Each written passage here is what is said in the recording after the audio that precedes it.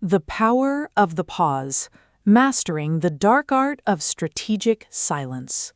Introduction. The Anatomy of the Void. Think of the most powerful person you have ever met. Picture them in your mind. Picture them in a chaotic boardroom, a heated negotiation, or a crowded dinner party. Are they rushing? Are they talking over people, desperately fighting for the microphone? Are they speaking 100 miles an hour, filling every gap in the conversation with words, jokes, or nervous laughter? No, they are doing the exact opposite. They are sitting back. They are watching, and when they finally do speak, they do something that terrifies the average human being. They pause. They let dead, unbroken silence hang in the air. And in that silence, you can physically feel the power dynamic of the room shift. You can feel the gravity bending toward them. Welcome to the darkest, most misunderstood, and most lethal communication tool in human psychology, the strategic pause. In the modern world, silence is treated like a disease. We are terrified of the void. From the moment we wake up, we surround ourselves with noise, podcasts, music, television, constant chatter. When a conversation drops into silence for more than a few seconds, our heart rate spikes. We panic. We assume something has gone wrong. We feel an overwhelming biological urge to open our mouths and fill the empty space with anything, meaningless filler words, apologies, or rambling explanations. We do this because we believe that talking equals control.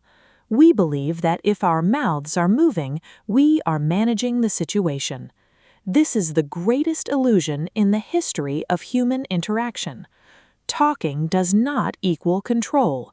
Talking equals expenditure. It is the spending of energy. Silence, on the other hand, is the accumulation of energy. Anxious people bleed their energy by filling the void. Powerful people weaponize the void. In this audiobook, we are going to dismantle your fear of silence. We are going to explore the deep evolutionary biology that makes the human brain panic when the talking stops. We will break down the exact neurochemistry of tension and how you can use silence to trigger compliance, respect, and absolute authority in the people around you. You are going to learn how to use the anticipatory pause to make a crowd hang on your every word. You will learn the absorption pause to make your ideas land with the weight of a sledgehammer. And you will master the reversal pause, a dark psychology tactic used by elite negotiators to break their opponents without raising a finger. If you are tired of being talked over, if you are tired of your ideas being ignored, if you are ready to command the ultimate respect in every room you enter, then you must learn to stop talking. You must master the power of the pause. Chapter 1. The Evolutionary Biology of Noise. Narrator. Shift to a sharper, more analytical pace. We are breaking down the science of why silence feels like a physical threat. To master silence, you must first understand why you are so afraid of it. The fear of an awkward silence is not just a social quirk. It is not just you being polite or nervous. It is a deeply ingrained biological survival mechanism hardwired into your brain over hundreds of thousands of years. Let us travel back to the African savanna, where early human tribes were forming the foundations of our psychology. In these ancient, brutal environments, humans survived entirely through tribal cohesion. To be separated from the tribe meant certain death from predators or starvation. In a tribal setting, constant low-level communication, chatter, murmurs, shared laughter, was the ultimate signal of safety. It was the all-clear signal. It meant the tribe was united, the environment was secure, and everyone was accepted. But what happened when the chatter suddenly stopped? When the tribe went dead silent, it meant one of two terrifying things had occurred. Threat number one, a predator was near. The sudden silence was a biological alarm bell signaling everyone to freeze, hide, and prepare for violence. Threat number two, social rejection. If you approached a group of your fellow tribesmen and they all suddenly stopped talking and stared at you in silence, it was a profound signal of exclusion. It meant you were being ostracized. And in the ancient world, social exclusion was a death sentence. Your modern brain, specifically the amygdala, the threat detection center of your brain, is still running this exact same ancient software. When you are on a date or in a job interview or pitching a client and the conversation suddenly falls into a heavy silence, your prefrontal cortex knows you are perfectly safe in a modern building, but your amygdala does not. Your amygdala registers that silence as a primal threat. It assumes social exclusion is happening. It assumes you are failing. Instantly, it triggers the fight or flight response. Your adrenal glands dump cortisol and adrenaline into your bloodstream. Your heart rate elevates. Your palms sweat. Your brain screams at you, "Danger! The tribe is rejecting you. Say something. Make noise to restore harmony." This is why when a silence stretches past 3 seconds, the average person will literally say anything to break it. They will say, they will laugh nervously, they will aggressively agree with the last thing said, or they will start rambling about the weather. They are performing an ancient biological ritual to signal appeasement. The weakness of the overtalker. When you yield to this biological panic, you instantly broadcast low status. In the hierarchy of communication, the person who speaks the most is almost always the person with the lowest power. They are the ones working the hardest to keep the interaction alive. The junior employee talks fast, pitches their idea quickly, fills every gap with extra data, and nervously laughs at their own points. They are dancing for their supper. The CEO, conversely, sits back in their leather chair. They listen. They nod slowly. And when the junior employee finishes, the CEO lets 5 seconds of agonizing silence fill the room before softly replying. The CEO controls time. The junior employee is a victim of it. When you panic and fill the silence, you are subconsciously telling the person across from you, "I am uncomfortable. I need your approval. I am reacting to your presence." To become a master communicator, you must build a firewall against your own amygdala. You must train your nervous system to view silence not as a threat to be neutralized, but as a weapon to be wielded. Practice Application 1. The 3-second tolerance drill.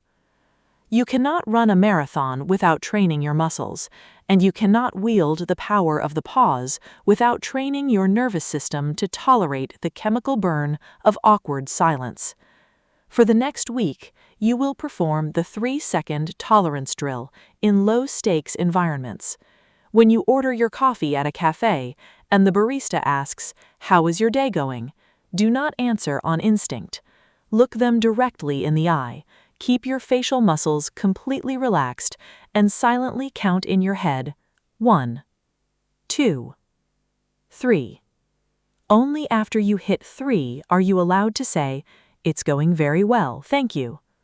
When your partner asks what you want for dinner, look at them. Pause. 1, 2, 3. Then answer. At first, this will feel incredibly unnatural. 3 seconds in conversation feels like an eternity. Your heart might actually skip a beat. You will feel an intense, burning urge to fill the gap. Let it burn. By forcing yourself to pause in these safe, everyday interactions, you are actively rewiring your brain. You are teaching your amygdala that silence does not equal death. You are inoculating yourself against the panic. Once you can comfortably hold silence with a barista, you will be prepared to hold it in a $1 million negotiation. Chapter 2. The Anticipatory Pause. Architecting tension. Now that we have dismantled the fear of silence, we can begin to use it offensively. The first and most charismatic application of silence is the anticipatory pause. This is the silence that occurs before you deliver a critical piece of information. Think of human attention as a spotlight.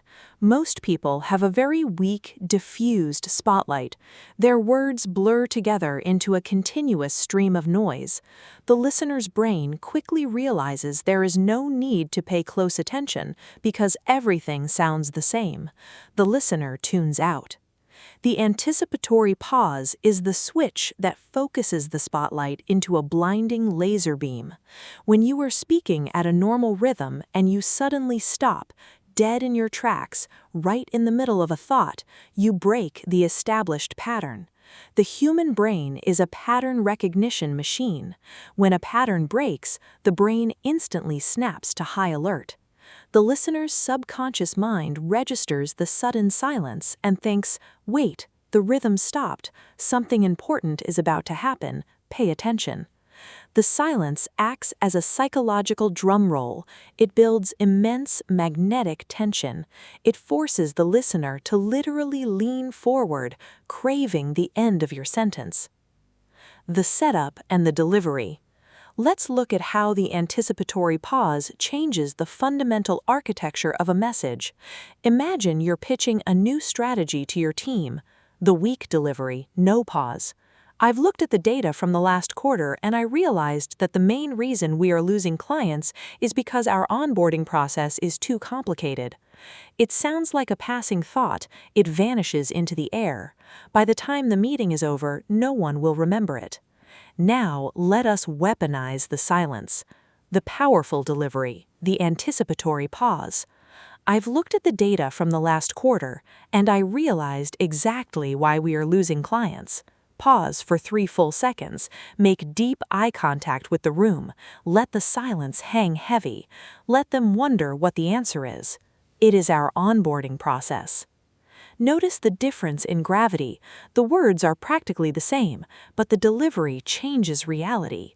By inserting that heavy, unyielding silence right before the core revelation, you have framed your conclusion as a profound truth. You have transformed a standard business observation into a dramatic event. You have commanded the room, not by shouting, but by withholding. The neuroscience of the hook. Why do anticipatory pauses make people hang on your every word? It comes down to dopamine. Dopamine is often misunderstood as the reward chemical in the brain, but neuroscientists now know that dopamine is actually the anticipation chemical.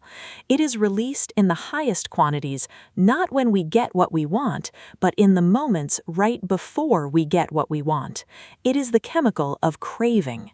When you make a statement that demands a conclusion, "I realized exactly why we are losing clients," and then you pause, you are artificially inducing a massive dopamine spike in the brains of your listeners.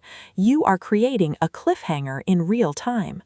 Their brains are craving the resolution to the sentence. They need the loop to be closed. In that 3-second pause, you hold absolute chemical control over their attention. They are biologically locked on you. When you finally deliver the final words, their brains experience the dopamine release as a highly satisfying reward. They will literally remember the information better because you chemically primed their brains to receive it. Practice application 2, the golden threshold. To master the anticipatory pause, you must learn where the golden threshold of your sentences lives. The golden threshold is the exact moment right before the most important word or phrase in your thought. Take a piece of paper and write down 3 important things you need to say at work or to a partner tomorrow. Example, "I think we need to rethink our budget for Q3. Example, "I am not comfortable with the way you spoke to me." Now, find the golden threshold. It is usually right before the heavy impact word. "I think we need to rethink, golden threshold, our budget for Q3. I am not comfortable, golden threshold, with the way you spoke to me." Before you deliver these lines in real life, mentally mark the threshold. When you reach it, hit the brakes. Lock eyes with the person, hold the silence for 2 full seconds, then drop the final phrase with a heavy downward inflection. You will physically see the other person's eyes widen. You will see their posture shift. You will see the sudden, undeniable respect they afford your words, all because you made them wait for it. Chapter 3. The Absorption Pause. The Gravity of the Aftermath. If the anticipatory pause is the setup, the absorption pause is the landing. This is the silence you deploy immediately after you have delivered a powerful statement, a crucial piece of advice, or a heavy truth. Amateur communicators are terrified of the silence that follows their own words.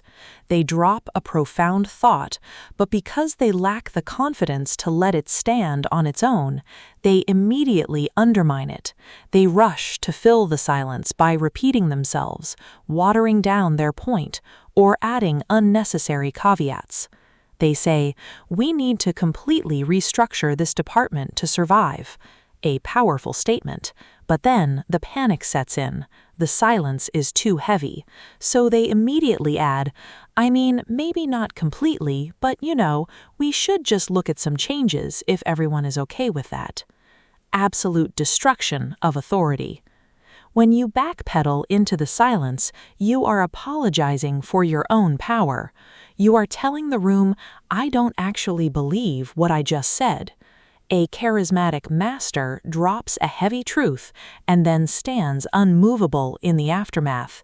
They use the absorption pause. Forcing the room to carry the weight. When you make a high-impact statement and immediately close your mouth, you force the weight of those words onto the shoulders of the listener. You are giving their brain the necessary space to process what you just said. If you tell an employee, "Your performance this quarter has been unacceptable," and then you immediately keep talking, their brain cannot process the gravity of the feedback. They are too busy trying to keep up with your new words. But if you say, "Your performance this quarter has been unacceptable," and then you remain completely silent for 4 seconds, holding steady eye contact, the psychological pressure becomes immense. The silence acts as an echo chamber. Your words bounce around inside their head. They are forced to sit with the reality of the statement. They are forced to absorb the gravity of the situation. This projects an aura of supreme, unshakable confidence. The absorption pause signals to the room, "I know what I just said is completely correct. It is profound. I do not need to defend it. I do not need to repeat it. I will give your minds a moment to catch up to the truth I just delivered." The period drop technique. To execute the absorption pause effectively, you must master the period drop. Most people end their sentences with their mouth slightly open, their body leaning forward, and their eyes searching the other person's face for validation. They look like a dog waiting for a treat. When you deliver a powerful statement, you must execute the period drop, the vocal drop, end the sentence with a heavy, definitive downward inflection. Do not let your voice pitch up. The physical close. Literally close your mouth. Press your lips together slightly. This is a visual cue to the other person that you are absolutely finished speaking, and you are not going to rescue them from the silence. The physical retreat. Lean back slightly in your chair or shift your weight back onto your heels. By leaning back, you are physically removing yourself from their space, signaling that the burden of the conversation is now entirely on them. Practice application 3, the advice anchor. The next time a friend or a colleague asks you for advice, use the absorption pause. Listen to their problem carefully. When you finally deliver your core piece of advice, keep it to one single potent sentence. You need to stop waiting for their permission and just launch the project. Execute the period drop. Close your mouth, lean back, and hold the silence. Do not elaborate. Do not say, "Because I think if you wait." Do not justify it. Watch what happens. The silence will force your advice to hit them like a physical force. They will likely look down, process the weight of the words, and nod deeply. Because you didn't over-explain it, your advice will sound like ancient, profound wisdom. You will look like a sage. You are beginning to see the matrix of conversation. You now understand that silence is not empty space. It is dense psychological substance. You know how to use the anticipatory pause to build agonizing magnetic tension. You know how to use the absorption pause to make your ideas crushingly heavy. But we have only covered silence in times of peace. What happens when the conversation turns hostile? What happens when someone is aggressively demanding an answer, attacking your character, or trying to back you into a corner? In Part 2, we will step into the darkest application of this art. We will explore the reversal pause. We will learn how elite interrogators and crisis negotiators use nothing but dead air to break an opponent's frame, strip them of their power, and make them negotiate against themselves. You have learned to hold the silence. Next, you will learn to weaponize it. Chapter 4: The Reversal Pause. The Physics of Psychological Aikido. In Part 1, we mastered the architecture of tension. We learned how to use the anticipatory pause to command attention, and the absorption pause to make our ideas land with crushing, unforgettable gravity. We trained the nervous system to stop viewing silence as an awkward void and to start viewing it as a powerful, magnetic substance. But the techniques we have covered so far assume you are operating in times of peace. They assume a cooperative environment, a friendly team meeting, a receptive client, a supportive partner. What happens when the peace shatters? What happens when you step into a hostile arena? How do you react when a client aggressively lowballs you? How do you respond when a toxic boss attempts to humiliate you in front of your colleagues? What do you do when a negotiation turns from a collaborative discussion into a vicious zero-sum battle of wills? In these moments of high-stakes conflict, your biological instincts will betray you. When attacked, the human amygdala, the ancient reptilian threat detection center of your brain, triggers the fight-or-flight response. Your adrenal glands flood your bloodstream with cortisol and epinephrine. Your heart rate violently spikes. Blood rushes away from your prefrontal cortex, the center of logic and emotional control, and into your limbs. In a verbal conflict, the flight response manifests as shrinking. You apologize, you back down, you nervously laugh, or you rapidly concede your position just to make the aggression stop. The fight response is equally disastrous. It manifests as a desperate, frantic counterattack. You raise your voice, you interrupt, you speak faster, you hurl insults or frantically cite facts and data to defend yourself. Both of these biological reactions guarantee your defeat. Why? Because in the realm of power dynamics and conversational framing, the person who is reacting has already lost. If someone attacks you and you immediately scramble to defend yourself, you have subconsciously validated their attack. You have communicated to the entire room, "Your words have the power to alter my emotional state. You are the judge and I'm on trial." You have surrendered your frame.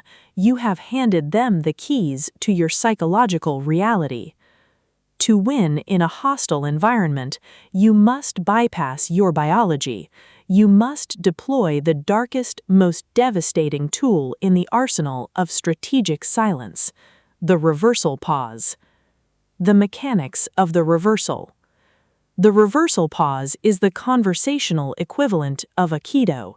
The Japanese martial art focused not on striking an opponent, but on taking the opponent's aggressive energy and effortlessly redirecting it so they throw themselves off balance. Here is the fundamental physics of a verbal attack. Aggression requires resistance to survive. If someone throws a physical punch, it only causes damage if it hits a solid object. If they throw a punch into thin air, the momentum of their own swing pulls them forward, throwing them completely off balance and exposing their vulnerabilities. A verbal attack works exactly the same way. When an aggressor throws a hostile statement, a passive-aggressive insult, or an unreasonable demand at you, they are psychologically bracing for an impact. They expect you to fight back. They expect you to defend yourself. They are relying on your resistance to justify their continued aggression. The reversal pause is the act of removing the wall. It is the act of letting them punch into thin air. When the attack comes, you do not interrupt. You do not raise your hands in defense. You do not furrow your brow. You allow them to finish their aggressive statement entirely. And then, you do absolutely nothing. You execute the reversal pause. You hold steady, unbreakable eye contact. You keep your facial muscles completely relaxed. No frown, no smirk, no visible emotion whatsoever. You simply stare at them, and you let dead, unbroken silence fill the room. You hold it for 3, 4, sometimes 5 agonizing seconds. The neurochemistry of the vacuum. Remember our lesson on evolutionary biology of noise. The human brain is terrified of an unexplained void.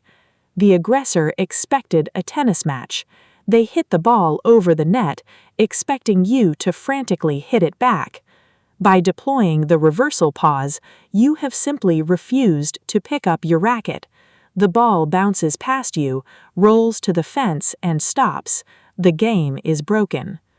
In the silence, the psychological burden of the interaction violently shifts back onto the aggressor. Without your reaction to fuel them, their aggressive words are left hanging naked in the dead air. The silence acts as a giant acoustic mirror, reflecting their hostility back at them. In the quiet, their outburst suddenly sounds childish, irrational, and emotionally unhinged. Their amygdala begins to panic. The silence registers as a profound social rejection. The primal fear of being ostracized kicks in. Their brain realizes, I attacked, but they are completely unaffected. They are not afraid. Have I made a terrible mistake? Have I exposed myself to someone much more powerful than I am? You will physically see this neurochemical shift happen in real time. Watch their body language during the reversal pause. First, they will hold their aggressive posture. Then, around second number 2, their eyes will dart away from yours. By second number 3, they will physically shift their weight or clear their throat. And by second number 4, the overwhelming biological urge to restore social harmony will force them to break the silence. They will almost always backpedal. They will negotiate against themselves. They will soften their demand, or they will start rambling, nervously explaining away their aggression. I mean, I'm not saying it's entirely your fault. Look, I'm just stressed about the timeline. Maybe we can find a compromise. Without raising your voice, without defending yourself, without lifting a single finger, you have completely broken their frame. You have stripped them of their power. You have forced them to submit to your gravity. This is the lethal beauty of the reversal pause. You do not defeat aggression with aggression. You defeat aggression by drowning it in the void. Chapter 5: The Interrogation Vacuum. How to Extract Truth from Silence. To truly understand the devastating power of the reversal pause, we must look to the professionals who use it when lives are literally on the line. Elite law enforcement, intelligence operatives, and FBI hostage negotiators. In the high-stakes world of interrogation, silence is not merely a pause between questions. It is a highly calibrated psychological weapon designed to crack a suspect's defenses and create a confession vacuum. Amateur communicators believe that to extract information or win an argument, you must dominate the airwaves. You must rapid-fire questions, trap the opponent in logic puzzles, and forcefully demand answers. Elite interrogators know this is a fool's errand. When you aggressively interrogate someone, you put them in a defensive crouch. Their mental shields go up, they become hypervigilant, carefully calculating every word they say. They view you as an opponent to be defeated, and they will stubbornly hold their ground. The master interrogator takes the opposite approach. They don't push, they pull. They use silence to create a psychological vacuum, knowing that human nature absolutely despises a vacuum and will rush to fill it. The mirror and pause technique. Former FBI lead international kidnapping negotiator Chris Voss popularized a technique that relies entirely on the strategic application of dead air. It is a combination of linguistic mirroring followed by a deep, unyielding pause. Here is how the mechanics operate in a high-stress scenario. Imagine you are negotiating a highly contentious contract with a vendor who is trying to force unacceptable terms upon your company. The vendor leans forward aggressively and says, "We simply cannot deliver the software under that budget. It requires a massive systemic overhaul on our end, and my engineers are already at capacity." The amateur negotiator panics and starts arguing logic. "But your competitor offered it for less. You promised us scalability. We don't have more budget." This is reaction. This is weakness. The master negotiator uses the mirror and the vacuum. First, the mirror. You simply repeat the last 1 to 3 critical words of their sentence, using a calm, inquisitive, slightly upward inflection. You say, "At capacity?" Then you deploy the critical component. You shut your mouth. You execute the reversal pause. You lean back, maintain soft but unwavering eye contact, and you wait. You do not say, "What do you mean at capacity?" You do not ask a follow-up question. You just let the mirror hang in the dead air. The psychology of unprompted elaboration. What happens next is entirely predictable, because human biology is predictable. The vendor hears their own words repeated back to them, followed by an agonizing, heavy silence. The silence feels like an incomplete circuit in their brain. It feels like an unspoken demand for more information. Because you haven't attacked them, they don't feel defensive, but because you are holding the silence, they feel an immense, crushing social pressure to explain themselves, to justify their position, and to break the tension.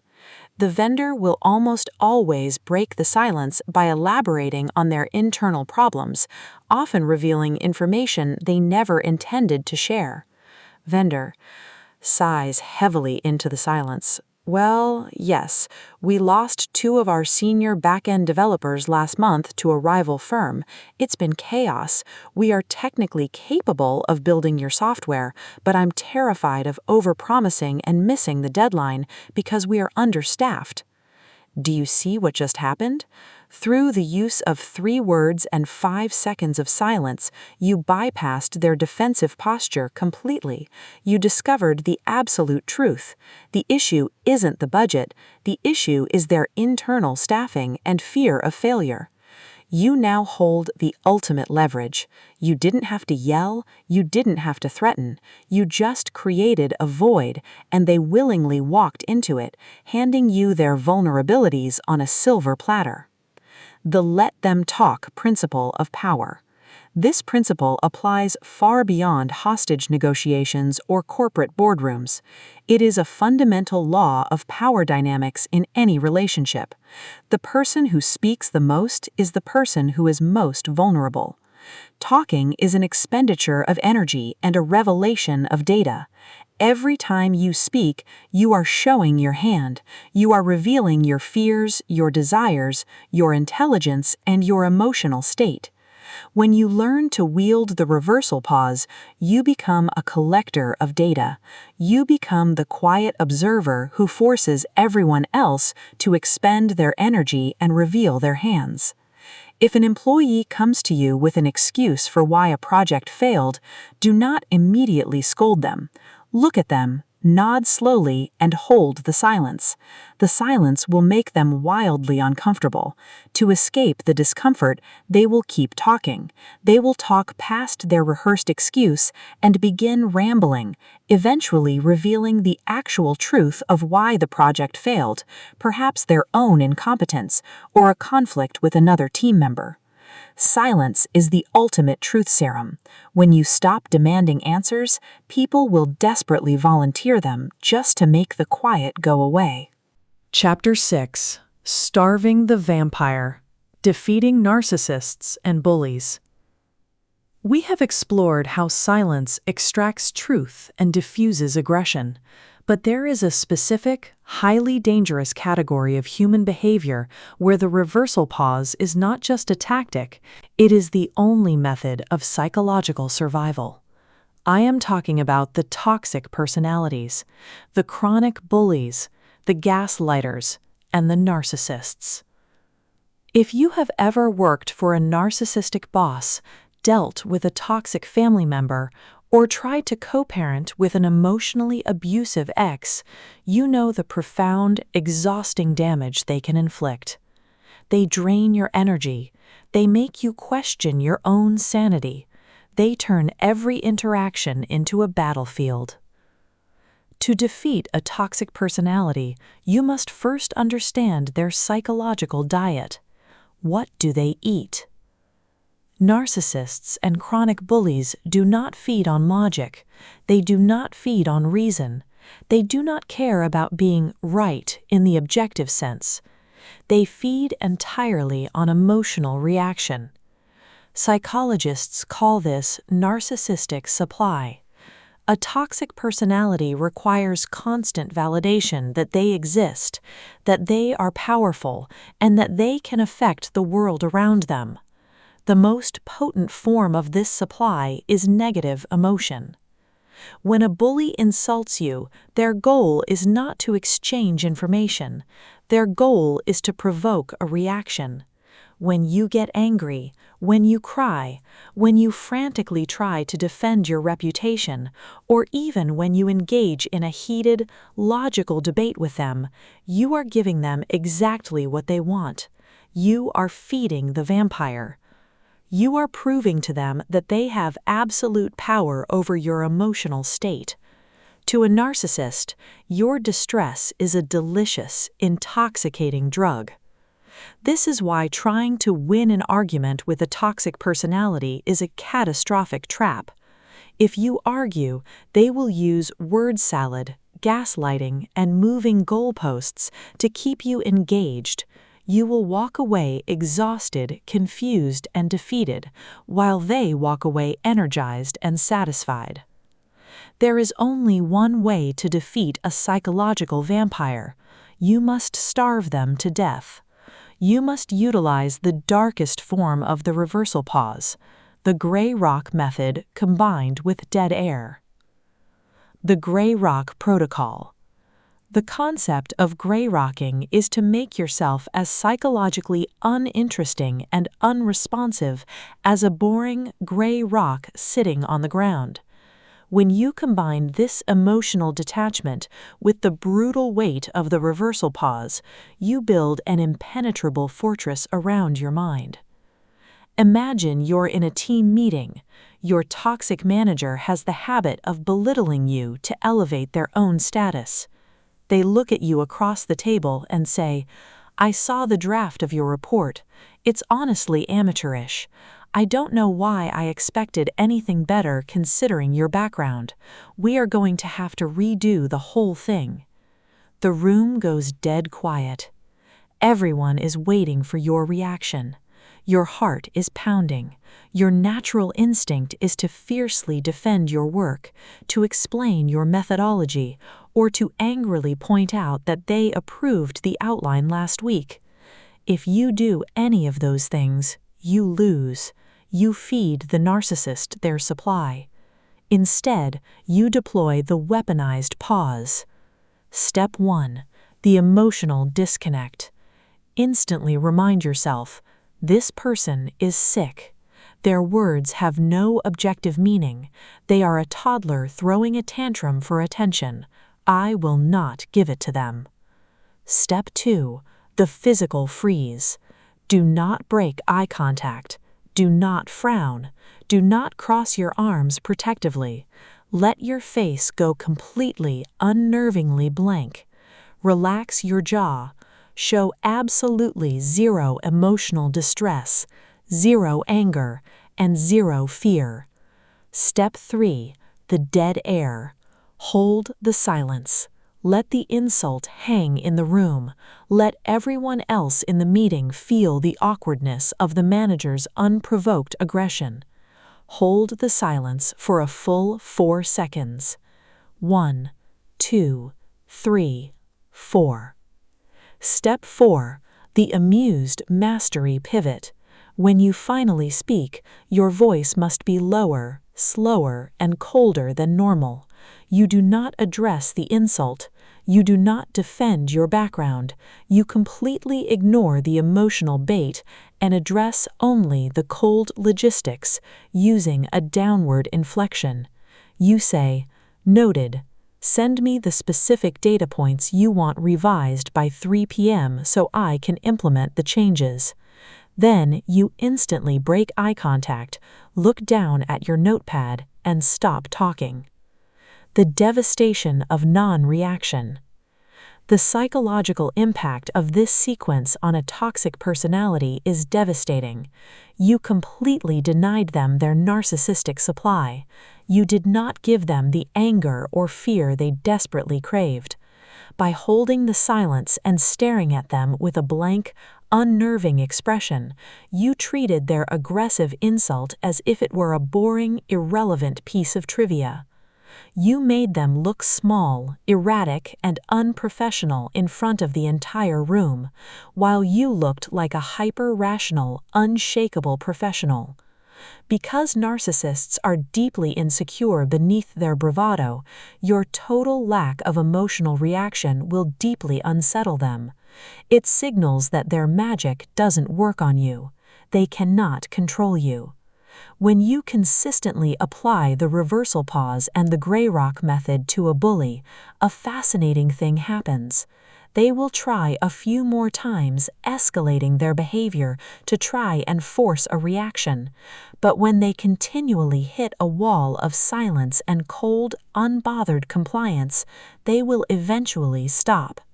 They will realize that attacking you yields no emotional reward. You are a dry well. They will abandon you and go search for an easier, more reactive target to feed on. You did not have to fight them to defeat them. You defeated them with the crushing gravity of the void. Chapter 7. The Asymmetry of Information. Silence in High-Stakes Negotiation.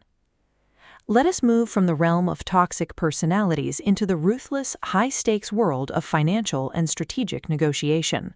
Whether you are buying a car, negotiating a multi-million-dollar corporate merger, or asking for a promotion and a salary increase, the rules of power remain absolute.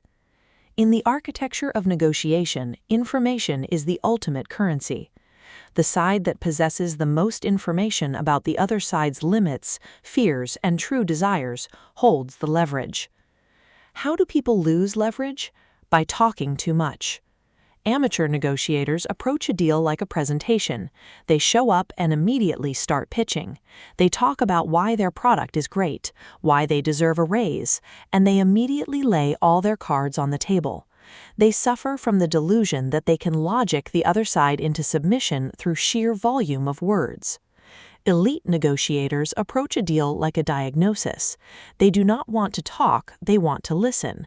They want to extract every possible piece of asymmetrical information from the opponent before ever revealing their own position. To do this, they rely on a golden, unbreakable rule of the dark arts of negotiation. He who speaks first loses. The flinch and the silence. Let us examine the most critical moment of any financial discussion, the moment a number is put on the table. Imagine you are negotiating a salary for a new high-level executive position. You've gone through 5 rounds of interviews. You know they're your top choice. You sit down with the HR director and the VP to discuss compensation. The HR director says, "We're thrilled to offer you the position. The base salary we have approved is $120,000. You know the market rate for this role is $150,000. You're being lowballed." The average person, terrified of losing the offer and uncomfortable with the tension, will immediately react. They will say, "Oh, wow, okay, thank you. Is there any room for negotiation on that? I was hoping for something a bit closer to $140,000. This is a catastrophic failure. You thanked them for a bad offer, validating it. You immediately asked for permission to negotiate, surrendering your power. You bid against yourself by dropping your true target of $150K down to $140K before they even pushed back. You spoke first, releasing all the tension in the room. The master negotiator uses the flinch, followed immediately by the reversal pause. The moment the HR director says $120,000, you execute the flinch. The flinch is a visible, physical reaction of disappointment. You wince slightly. You lean back in your chair. You look down at your hands. And then you execute the reversal pause. You look back up at the HR director, your face deadly serious, and you say absolutely nothing. You let the silence stretch. 1, 2, 3, 4, 5. The tension in the room will skyrocket to agonizing levels. The HR director and the VP just made an offer, and instead of the grateful acceptance they expected, they're met with a look of profound disappointment and a heavy, suffocating wall of silence. The silence acts as a crushing psychological weight pushing down on their side of the table. Their brains will scramble to alleviate the immense discomfort of the dead air. They will assume the deal is falling apart. Because they cannot tolerate the silence, they will speak first, and when they speak, they will negotiate against their own offer without you ever making a counter-demand. HR Director: Now, obviously, that is just the base. We also offer a performance bonus structure that can add another 15%, and we might be able to revisit the base number slightly if we get approval from finance. Boom. In 5 seconds of doing absolutely nothing, you just increased your total compensation package by $18,000 and forced them to admit their initial number was flexible. The power of the "is that the best you can do" loop. Once they have broken the silence and shown weakness, you deploy the second phase of the negotiation pause.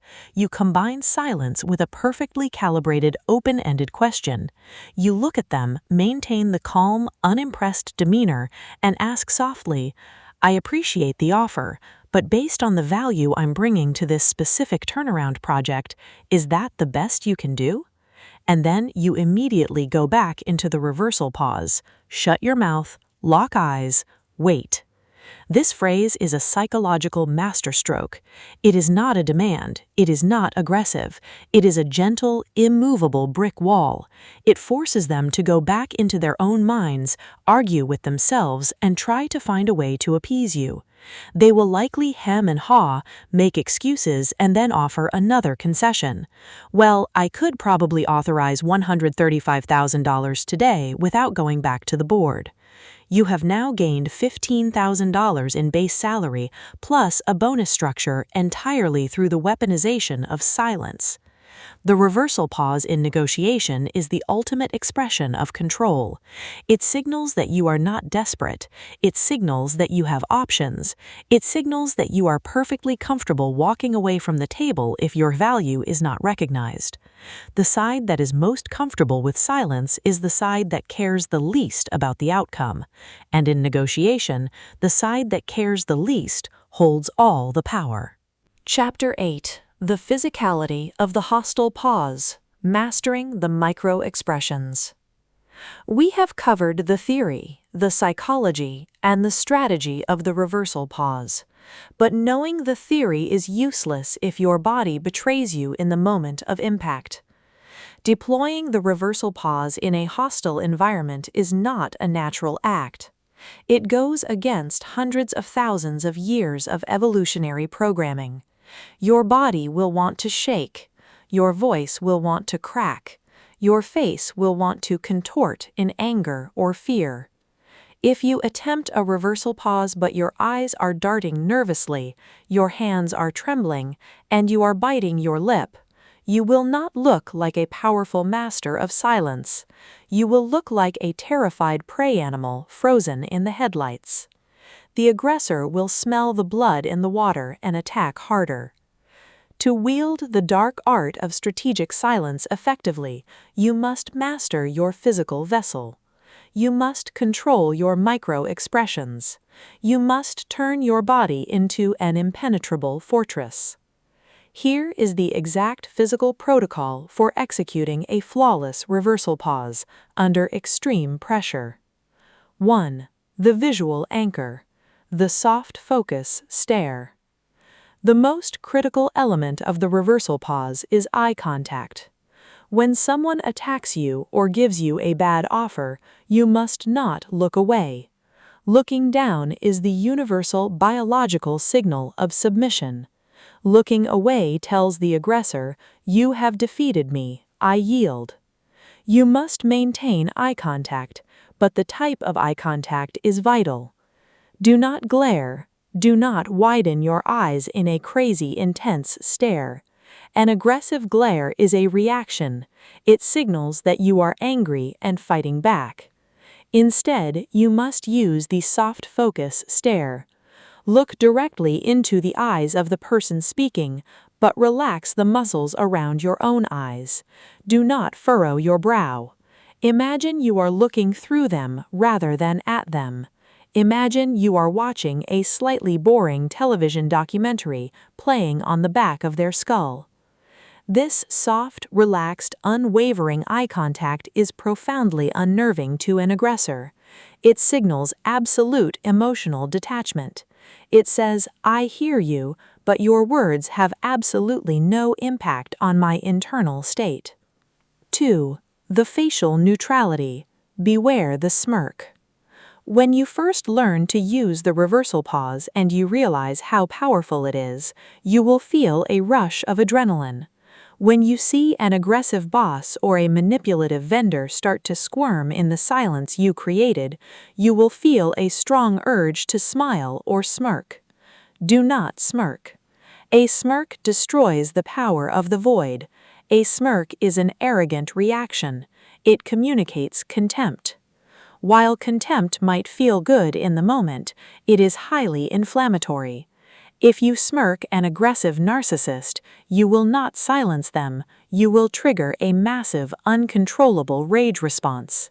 They will view the smirk as a challenge and escalate the conflict to a destructive level. Your face must remain a blank slate. Relax your jaw. Let your lips rest naturally. You are not happy. You are not angry. You are simply a mirror reflecting their own behavior back at them in total neutrality. 3. The physical grounding. The statue technique. In moments of conflict, nervous energy builds up in the body. If you are not speaking, that energy will try to escape through leakage behaviors. You will start tapping your foot, clicking a pen, shifting your weight from side to side, or picking at your fingernails. These micro-movements broadcast high anxiety and low status. They tell the room that the silence is killing you. When you initiate the reversal pause, you must become a statue. Plant both feet firmly on the floor. Rest your hands flat on the table, or fold them loosely in your lap. Once you find your position, lock it in. Do not move a single muscle unnecessarily. Stillness is heavy. Stillness is dense. The combination of unbroken silence and absolute physical stillness creates a magnetic gravity that is impossible to ignore. You become the heaviest object in the room, and everyone else's nervous system will begin to orbit around your calm center. 4. The autonomic override. Tactical breathing. How do you maintain a soft gaze and a still body when your heart is hammering at 120 beats per minute? You must hack your autonomic nervous system using your breath. When the aggressive statement hits you, your breathing will naturally become shallow and rapid, restricted to your upper chest. This chest breathing feeds the panic loop in your brain. The moment you initiate the silence, you must simultaneously initiate a deep, slow, diaphragmatic breath. Breathe in slowly through your nose, pushing your stomach outward rather than lifting your shoulders. Hold it for a microsecond. Exhale smoothly through your nose. This deep breathing stimulates the vagus nerve, which sends a massive chemical signal to your brain, telling it, "We are safe. We are not under attack. Turn off the panic alarm." By manually controlling your breath, you manually lower your heart rate. You bring the logical centers of your brain back online. You keep yourself anchored in the ire of the storm. Practice Application 4, the Conflict Simulator. You cannot learn to swim during a hurricane. You cannot execute a flawless reversal pause during a high-stakes negotiation if you have not trained the muscle memory in a safe environment. You must practice the physical mechanics of the reversal pause until they become instinctual. Find a trusted friend or partner and ask them to run the conflict simulator with you. Sit directly across from them, have them look you in the eye and deliver a harsh, insulting, or aggressive statement. You are completely failing at your job, and everyone in the office knows it. Your ideas are a waste of my time. Are you even trying? When they deliver the insult, deploy the protocol. Soft focus eye contact. Blank facial expression, no smirk. Absolute physical stillness.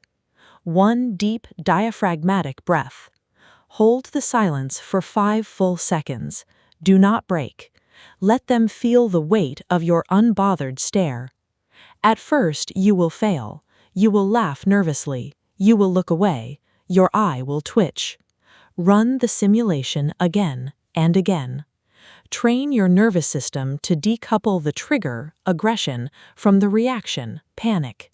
Train your body to understand that an aggressive statement is not a physical blow, it is just sound waves vibrating in the air. When you can comfortably sit in absolute, terrifying silence while someone attacks you without your heart rate spiking, you have achieved mastery. You are no longer an amateur communicator, reacting wildly to the whims of the world. You have stepped into the dark. You understand the physics of conversational Aikido. You know how to build a confession vacuum to extract the truth. You know how to starve a toxic personality of their emotional fuel. And you know how to wield the unbearable weight of silence to bend negotiations to your will. You have learned to command the void. But there is one final frontier. What happens when the silence ends? What happens when you must finally open your mouth and break the tension you have so masterfully created? If you use the reversal pause perfectly, but then speak with a weak, trembling voice, all the power you accumulated vanishes in an instant. In the third and final part of this masterclass, we will transition from the art of silence back into the art of sound. We will explore the command delivery. We will learn how to weaponize your vocal resonance, how to frame your ultimate demands, and how to combine the dark art of the pause with the overwhelming force of charismatic speech. You have learned to build the tension. In Part 3, you will learn to drop the hammer. Chapter 10. The syntax of authority, structuring the ultimate demand. You have mastered the physical sound of the command delivery, but the most resonant voice in the world is useless if the words you are speaking are structurally weak. To drop the hammer effectively after a strategic pause, you must completely overhaul your vocabulary. You must understand the syntax of authority. The English language is littered with linguistic padding. Because humans are naturally social creatures who fear conflict, we have developed thousands of phrases designed specifically to soften our demands, avoid offense, and seek validation. We use modifiers, qualifiers, preambles, and filler words. We shrink our ideas to make them palatable to others. In times of peace, this is called being polite. In the realm of high-stakes power dynamics, it is called surrendering the frame. When you break a heavy strategic silence, your words are under a magnifying glass. The silence has hyper-focused the listener's attention. Every single syllable you utter will be weighed and analyzed. If you use weak syntax, the contrast between the powerful silence and your weak words will instantly destroy your credibility. The eradication of weakness. To speak with true authority, you must perform a ruthless psychological surgery on your daily vocabulary. You must eradicate the following linguistic cancers from your speech patterns entirely. 1. The apologetic preamble. I'm sorry to interrupt, but I hate to be the one to say this, but I know you're busy, but. When you start a sentence with an apology, you are immediately assuming a lower status. You are begging for permission to speak. A master of silence never apologizes for taking up space or delivering a thought. 2. The validation seekers. Tag questions. Don't you think? Right? Make sense? Ending a sentence with a tag question is a desperate plea for the other person to agree with you. It signals that you do not trust your own statement until the other person validates it. You are handing them the power of approval. 3. The weak modifiers. I just think, maybe we could, I sort of feel like, I was wondering if. The word just is the most destructive word in the English language. I just think we should change the deadline sounds like a timid suggestion. We must change the deadline is a command. Modifiers dilute the potency of your ideas. They provide the listener with a built-in excuse to ignore you. The power of the declarative sentence. When you break the silence, you must speak exclusively in declarative sentences. A declarative sentence states a fact. It does not ask a question. It does not seek an opinion. It simply dictates reality. Let us look at a high-stakes corporate case study to see this in action. Imagine you are a consultant. You have been hired to fix a failing department. You are in a boardroom with the hostile defensive executive team who created the mess. They have spent 10 minutes aggressively trying to blame the failure on the market, on the clients, and on you. They finish their rant. The room goes quiet, waiting for you to defend yourself. The amateur response, weak syntax. Well, I just think that maybe if we look at the data, I'm sorry to say it, but it sort of shows that your internal processes are failing, don't you think? This response is a disaster. It is riddled with apologies, modifiers, and validation seekers. The hostile executives will instantly smell blood in the water. They will dismiss you. The master response, the command delivery. Execute the reversal pause. Hold steady eye contact with the lead executive. Let the silence stretch for 4 agonizing seconds. Execute the diaphragmatic drop. Speak with a low, resonant, absolute tone. The market is not the issue. Your internal leadership has failed. We will restructure the management team effective Monday. Execute the period drop. Close your mouth. Lean back. Return to absolute silence. Notice the devastating impact of this syntax. There are no apologies. There are no maybes. It consists of 3 short, brutal, declarative sentences. It leaves absolutely zero room for debate. It does not ask for their agreement. it informs them of their new reality. When you combine the psychological weight of the 4-second pause with the unbreakable structural integrity of declarative syntax, you don't just win the argument, you break their reality and replace it with your own. The if-then absolute framework. In negotiations or confrontations where you must deliver an ultimatum, you must use the if-then absolute framework. Amateurs make threats. Threats are emotional, chaotic, and often empty. If you don't give me this raise, I'm going to be really angry and I might just quit. A threat reveals that you have lost emotional control. Masters do not make threats. They state consequences. Consequences are cold, logical, and inevitable. To deliver a consequence, you use the if-then framework sandwiched between two heavy pauses. Step 1. The anticipatory pause, 3 seconds. Step 2. The if condition. Step 3. A micropause, 1 second. Step 4. The then consequence. Step 5. The absorption pause, unbreakable. Let's apply this to a toxic relationship dynamic. Imagine a partner who constantly belittles you in front of your mutual friends. You pull them aside. I have asked you to stop making those jokes. Anticipatory pause, 3 seconds. Let the tension build. If you disrespect me in front of our friends again, micropause, lock eyes. Then I will immediately stand up, leave the venue, and we will be finished. Absorption pause, do not blink, do not explain, turn and walk away. This is the nuclear option of communication. It is completely devoid of emotion, which is what makes it so utterly terrifying to the recipient. You did not yell, you did not cry, you simply stated a law of physics. If X happens, Y will inevitably follow. By delivering the consequence with flawless declarative syntax and sandwiching it in heavy silence, you ensure that the message bypasses their logic and embeds itself directly into their amygdala. They will believe you. Chapter 9. Breaking the Seal. The Art of the Command Delivery. We have spent the first 2 parts of this masterclass exploring the architecture of the void. We have mapped the dark psychological terrain of dead air. You have learned how to use the anticipatory pause to build agonizing tension, the absorption pause to make your ideas crushingly heavy, and the devastating reversal pause to dismantle aggression and extract truth. You have become a master of the silence.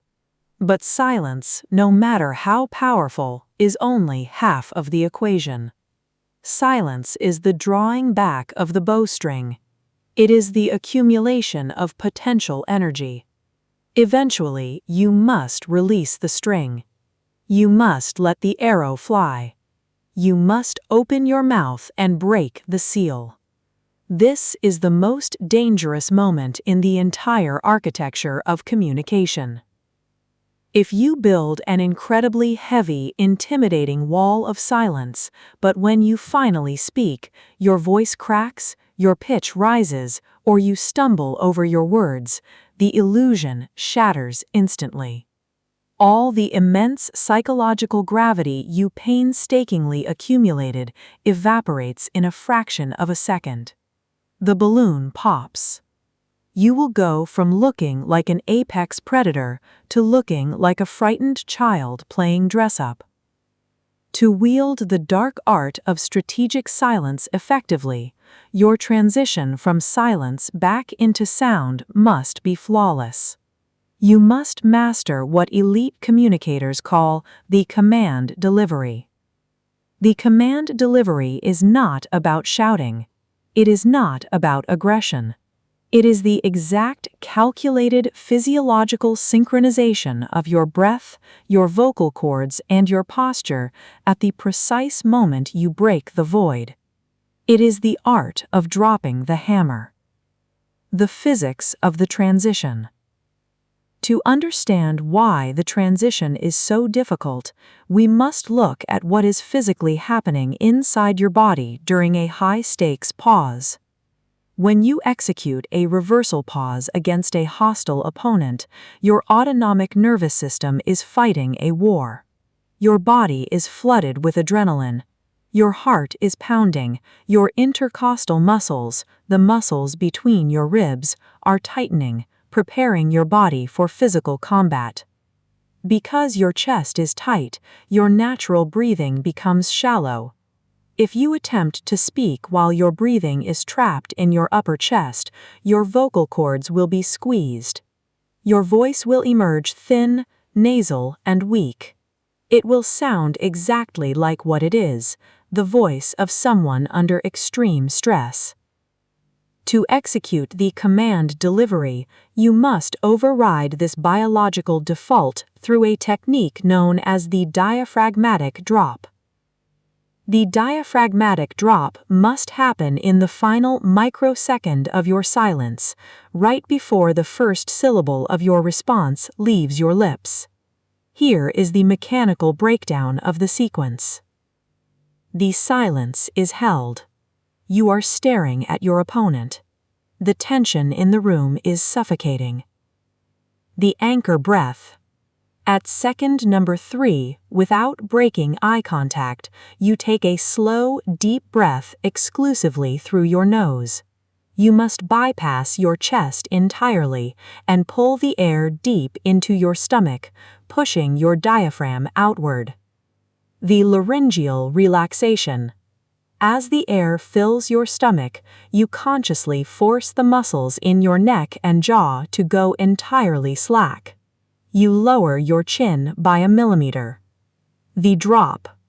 You open your mouth, and instead of pushing the air up from your throat, you speak from the absolute bottom of your stomach. You aim your voice not at the person's face, but at their chest. When you execute this perfectly, the resulting sound is shocking. Your voice will instantly drop an entire octave. It will sound incredibly rich, dense, and unnervingly calm. It will carry the physical vibration of a heavy, idling engine. When you break a 5-second silence with a deeply resonant, chest-anchored voice, the contrast is devastating. You have just proven to the aggressor and to everyone else in the room that despite the intense pressure of the situation, your biological system is completely under your control. You are not experiencing the fight-or-flight panic that they are.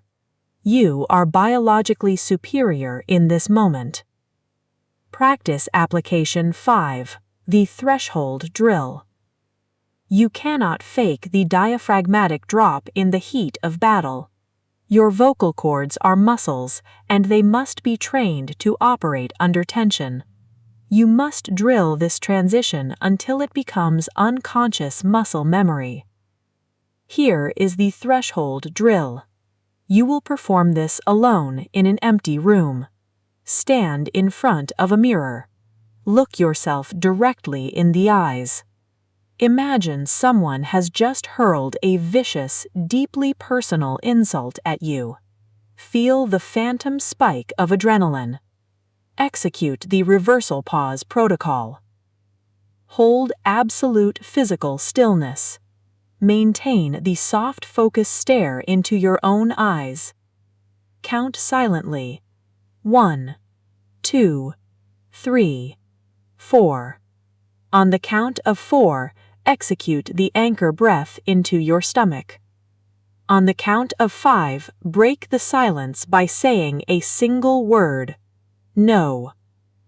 Your goal is to make that word sound as heavy, dark, and final as a bank vault slamming shut.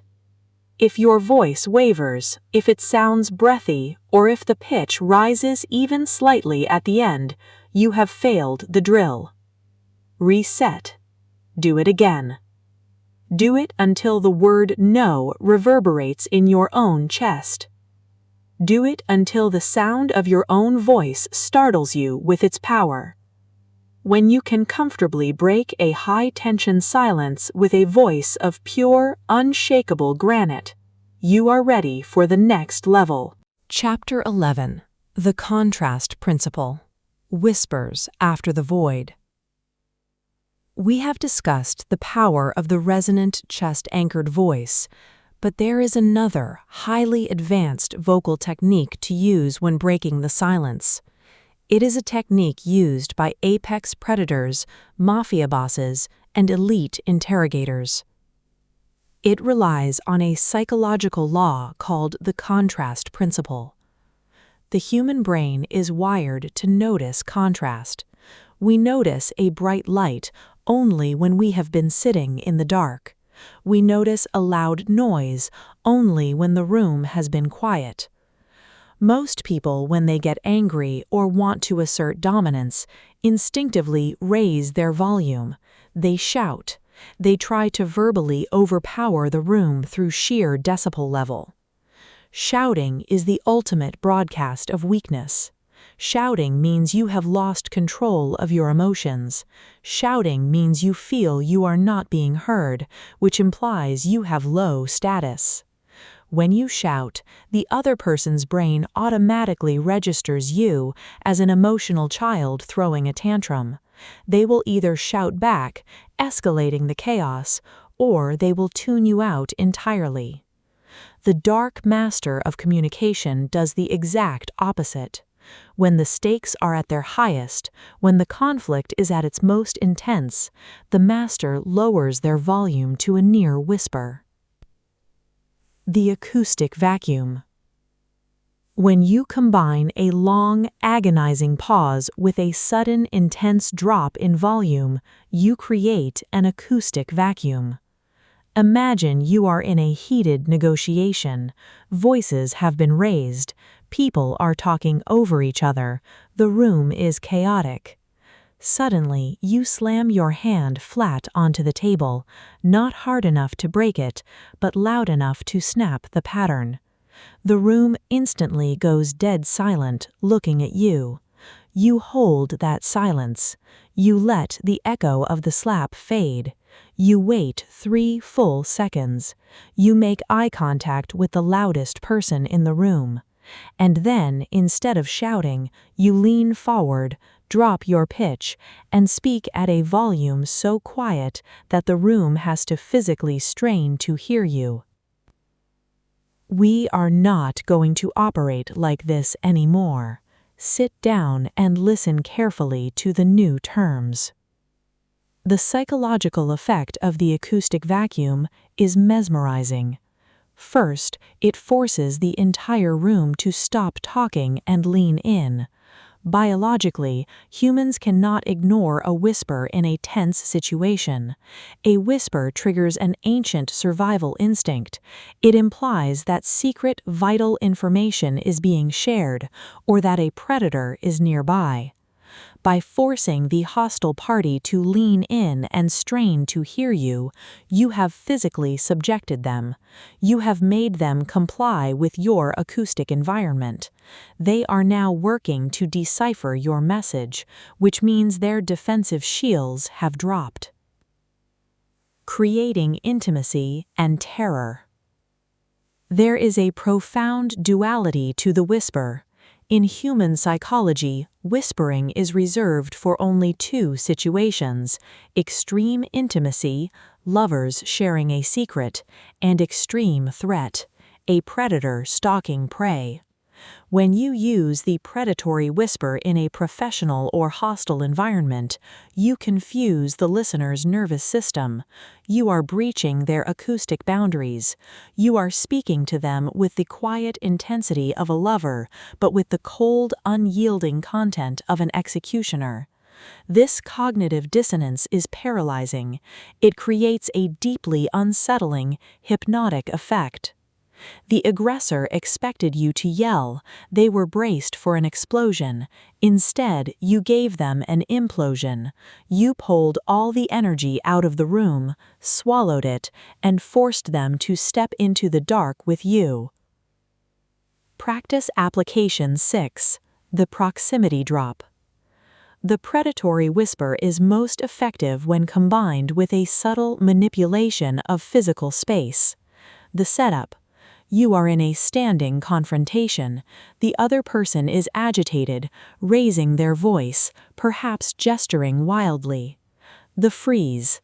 You stop moving entirely. You execute the reversal pause. You let their words hang in the air. After 3 seconds of silence, you take 1/2 step forward. You invade their personal space by just a fraction of an inch, not enough to be physical assault, but enough to breach their comfort zone. Then you drop your volume to a harsh, resonant whisper. Do not ever speak to me in that tone again. The retreat.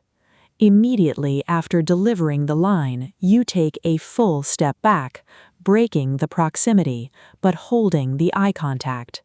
You invaded their personal space, planted a psychological bomb in their mind with the whisper, and retreated before they could react. The contrast of the silence, the sudden proximity, and the terrifyingly quiet vocal tone will shatter their frame completely. They will be left standing in the echo of your whisper, entirely unsure of what just happened to them. Chapter 12. The Rhythmic Hypnosis. Pacing the Follow-Through. We have covered the pause, the volume, and the syntax. But the final dimension of the dark art of strategic silence is the dimension of time. It is the manipulation of rhythm. A conversation is not just an exchange of information, it is a musical composition. It has a tempo. It has a beat. In normal conversation, the tempo is set by a mutual subconscious agreement. We fall into a shared rhythm of taking turns, matching each other's speed. When you are attacked, or when you are trying to persuade someone, the amateur allows the other person to dictate the tempo. If the aggressor speaks fast, the amateur speaks fast to keep up. If the client seems rushed, the amateur rushes their pitch to get it over with. To become a master of influence, you must become the sole conductor of the conversation. You must force everyone else to operate on your clock. You do this through rhythmic hypnosis. The macro pause versus the micro pause. Throughout this book, we have focused primarily on the macro pause, the heavy, agonizing 3 to 5 second silence used to break frames and build massive tension. But once you break the macro pause and begin your command delivery, you must utilize micro pauses to maintain the hypnotic control over the listener's brain. A micro pause is a fraction of a second of silence inserted between the words of your sentence. When you speak rapidly, your words blur together into a single, continuous stream of sound. The listener's brain processes it as a single block of information. Weak delivery. I need you to hand me in the report by Friday or no. But when you insert micropauses between every single word, you isolate each concept. You force the listener's brain to process every individual word as a separate, heavy impact. The staccato strike. The most aggressive form of rhythmic hypnosis is the staccato strike. This is used when delivering a severe reprimand, setting an unbreakable boundary, or issuing a final demand. In a staccato strike, you place a distinct, hard stop after every single word. You separate the words with a 1/4 second of dead air. Imagine an employee has repeatedly violated a critical safety protocol. You pull them into your office. You execute the macro pause, 4 seconds of silence. Then you deliver the staccato strike. You will never make that mistake again. The impact of this rhythm is physical. It sounds like a hammer striking an anvil. Bang, bang, bang. Because humans are hardwired to recognize patterns, the sudden, unnatural insertion of silence between every word jolts the listener's nervous system. It creates a hypnotic, mesmerizing effect. They cannot interrupt you because the rhythm is so jarring. They are trapped in the staccato beat of your sentence, forced to absorb every single word like a physical blow. The legato roll. The counterpart to the staccato strike is the legato roll. This is used for intense persuasion, deep seduction, or when you want to bypass the logical brain and speak directly to someone's subconscious desires. In the legato roll, you still slow down your tempo significantly, but instead of putting hard stops between the words, you stretch the vowels. You let the words bleed into each other smoothly, like thick honey pouring from a jar. You combine the legato roll with a slightly lowered pitch and the acoustic vacuum, the near whisper. Imagine you are trying to convince a highly anxious client to trust you with a massive investment. They are pacing, speaking quickly, listing all their fears. You execute the reversal pause. You let their anxious energy dissipate into the void. Then you deploy the legato roll.